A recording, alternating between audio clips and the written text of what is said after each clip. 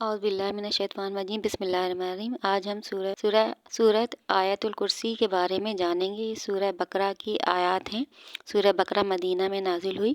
اس میں 40 رکوع ہیں۔ آیت الکرسی کی فضیلت بہت بڑی ہے۔ اس کا ترجمہ کچھ یوں ہے: اللہ ہے جس کے سوا کوئی معبود نہیں، وہ آپ زندہ اوروں کا قائم رکھنے والا، اسے نہ اونگ آئے نہ نیند، اسی کا ہے جو کچھ آسمانوں میں ہے اور جو کچھ زمین میں ہے۔ وہ کون ہے جو اس کے یہاں سفارش کر سکے؟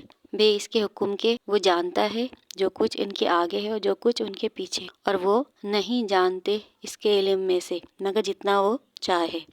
اس کی کرسی میں سمائے ہوئے ہیں آسمان اور زمین، اسے بھاری نہیں ان کی نگہبانی، اور وہی ہے بلند بڑائی والا۔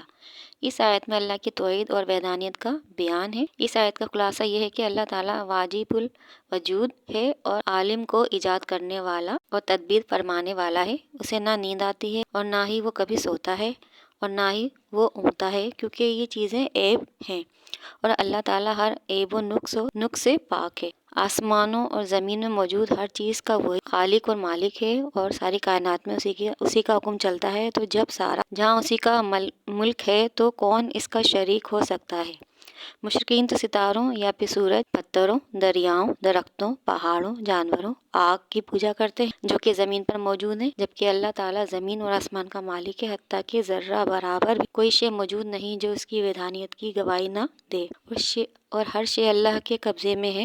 تو پھر یہ کس طرح کی چیزیں ہیں جو پوچھ کر شیطان کے ساتھی بن جاتے ہیں؟ اور مشرکین یہ سمجھتے ہیں کہ یہ بت ہماری شفاعت کریں گے، ہرگز نہیں، وہ غلط گمان میں ہے۔ صرف وہی لوگ ہماری شفاعت کر سکتے ہیں جو ہمیں سیدھی راہ دکھاتے ہیں۔ کتنے ہی انبیاء کرام ہیں جنہوں نے اللہ کی وحدانیت کا ذکر کیا، مگر ان کفار نے ان سب کو جھٹلایا، اس لیے انہوں نے شرک کیا اور حد سے بڑھ گئے۔ ان کی شفاعت ہرگز نہ ہوگی۔ شفاعت صرف ان کو نصیب ہوگی جو حق پر ہوں گے، یعنی صرف مسلمان ہی ہیں جن کی بخشش کی جائے گی۔ اور اس پر ہمیں فخر ہونا چاہیے کہ الحمدللہ ہم مسلمان ہیں، اور بحیثیت مسلمان ہمارا اللہ پر یقین ہے کہ وہی ہمارا رب ہے اور وہی ہمارا خالق ہے، اور ہم آخرت کے انکاری نہیں ہیں۔ سزا اور جزا کا دن مقرر ہے، وہ ہو کر رہے گا۔ قیامت آئے گی اور ہمیں سزا دی جائے گی یا جزا دی جائے گی جو ہم نے اعمال کیے ہوں گے۔ اسرار کائنات کا علم صرف انبیاء کرام کو دیا گیا، یعنی کہ غیب کا علم، جنہوں نے اپنی تعلیمات کے ذریعے اللہ کا دین سچائی کے ساتھ ہم تک پہنچایا اور ہمیں اس دین پر چلنے کی توفیق عطا فرمائی۔ یہ صرف اللہ تعالیٰ کا شکر ہے کہ اس نے ہمیں مسلمان بنایا، مسلمان ہونے کا شرف بخشا۔ اس پر ہم جتنا بھی شکر کریں کم ہے۔ میری دعا ہے کہ اللہ تعالیٰ مجھے اور آپ کو اللہ تعالیٰ کے سچے دین پر چلنے کی توفیق عطا فرمائے، ہر برائیوں سے، ہر کوتاہیوں سے ہمیں دور رکھے، جھوٹ، غیبت، لالچ، حیرت، دغا بازیوں سے دور رکھے۔ یہ سب گناہوں میں شامل ہیں۔